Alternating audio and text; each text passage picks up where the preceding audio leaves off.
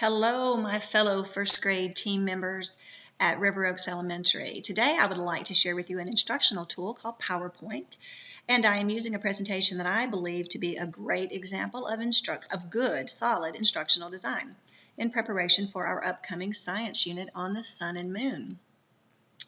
As we begin to analyze our learners, we need to obviously determine what our instructional goals are, what skills we want to teach, and I think that this slide does a wonderful job of introducing the subject.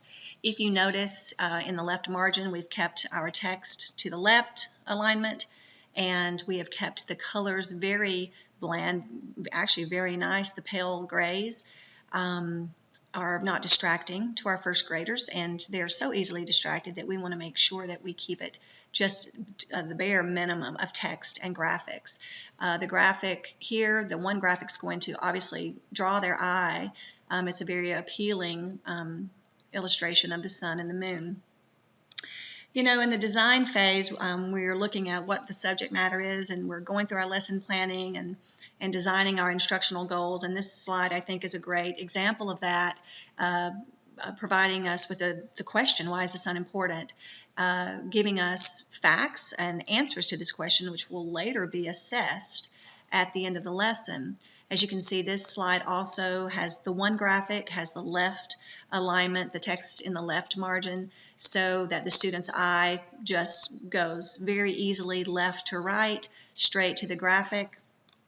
And of course, when we get to the development stage, this is where we're creating the content and the graphics, which is really my favorite part. This is the fun part. This is the part where the kids really are engaged because they love the graphics. And if you take a look at this slide, I think this is a really good example as well. Keeping with the pattern of color, eye moves greatly left to right, following the text.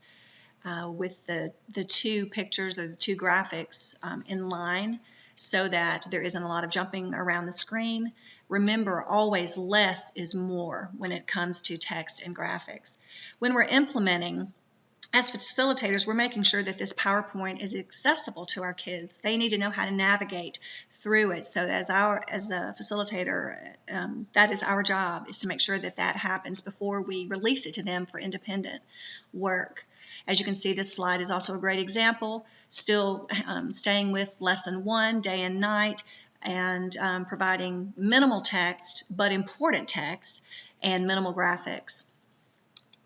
As we move into the evaluation segment, this is the assessment piece, the formative, summative, and as you can see, this is a wonderful example of a summary of the sun, which we are obviously going to assess our students on at the close of the lesson.